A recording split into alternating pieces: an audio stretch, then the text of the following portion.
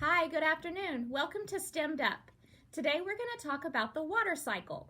And I have an extra activity that you can pick up after this video. Just come in this week while supplies last. I have activity packs that give you extra activities to go along with the lesson today. So we're going to read this book to help introduce us to the water cycle.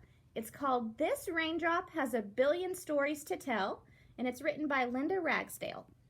And we're going to be talking about this raindrop right here and everywhere it could have been. A raindrop has billions of stories to tell. In fact, this raindrop has been here since time began. This tiny drop could be the same drip once flipped off the tip of a pterodactyl's wing. This drop could have plopped on the top of a T-Rex or been tossed from the locks of a meandering mammoth. Wow, that's really cool. When you've gotten rained on in the past, did you ever wonder where that rain has been? It could be the same water that was here during the dinosaurs. Why, this drop could have roared in the crash of the first ocean wave. Maybe this drip shifted sediment that sculpted spectacular canyons and caverns. This raindrop may have tippy-tapped on rooftops in cities and suburbs all over the world. So maybe the raindrop that hit you on the head last time was in Paris at one time. It might have tumbled off a towering ledge and been whisked away in a whooshing waterfall. Maybe it hovered in fluffy clouds stuffed with precipitation in anticipation of a place to rain down. The rain hangs out in clouds for a while before it falls back to earth. Perhaps it draped over peaks and pikes on parts of the planet unknown. Some days it may have simply slipped into the scene, cuddled as a puddle in a muddy mess. Have you ever played in a puddle? Part of our activity later is to make a small puddle and watch it evaporate. This drip is a master of mysteries. Its magical molecules morph into thin air, then shape-shift back into something new, like a single drop of dew in the morning. We have started to see dew for the last couple mornings. Why, water has so many stories to spill. From shore to shore, it has shipped poets and pirates, kings and queens, astronauts, adventurers, friends, fishermen, sailors, soldiers, and seekers. Water is a witness to the wonders of the world. It is a source that flows in the oceans, air, and atmosphere. It is a home and habitat for furry and finned friends. It runs in rivers and veins, through bodies of land, and through limbs and leaves of people and plants of all kind.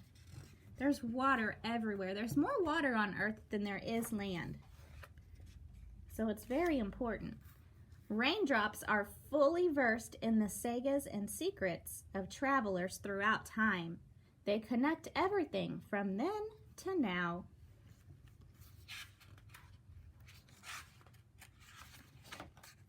Next time a raindrop falls, catch it. Look, listen, imagine. It has billions of stories to tell. Okay, so next I'm gonna explain a little bit more what the water cycle is. Okay, so I have this little raindrop and I am gonna move him through the water cycle for you. Okay. So here's our raindrop. We're going to start him off here in the ocean. Has anyone been watching the news or the weather lately to see what's happening in the ocean right now?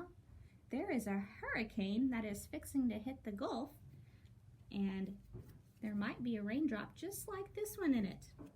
Okay, so let's put him in the ocean.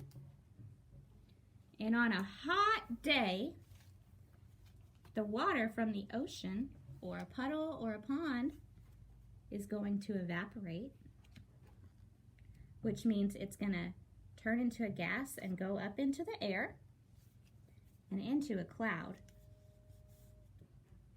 And then we have our sun up here, of course. The sun is making it warm. This cloud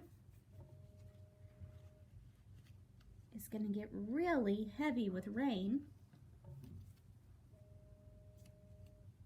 And then it's going to rain down back into the ocean. Does anyone know what it's called whenever it rains or we have hail? Any kind of form of liquid that comes down. What is that called? Precipitation. That's right. So rain is precipitation going back down into the ocean. And I have one extra here.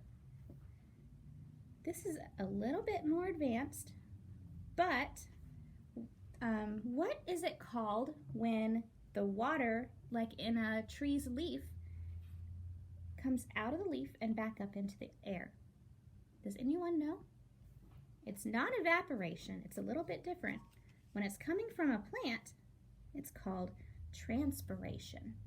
So the water droplets coming up are either evaporating or it's going to be transpiring from the tree. So here's our water cycle.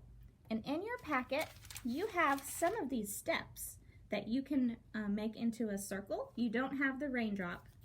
I didn't move him, did I? So he's going from the ocean up to this cloud, and he's gonna get really, really heavy and fall back down into the ocean.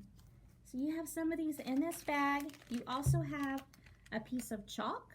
So I want you to go outside with a cup of water and pour a cup of water onto the sidewalk, and take your chalk and draw all the way around the water, and then leave it there for about 5 minutes and come back and see how much of the water has evaporated. And you'll be able to see on the edges where the water started around the chalk, and just see how long it takes for your puddle to disappear. After you've done that, I would love to know how long it took for your puddle to disappear. So come back to this video and leave us a comment about how long it took for your puddle to go away. And again, we have these packets here at the library. You can pick them up while supplies last, and we hope to see you soon. Bye!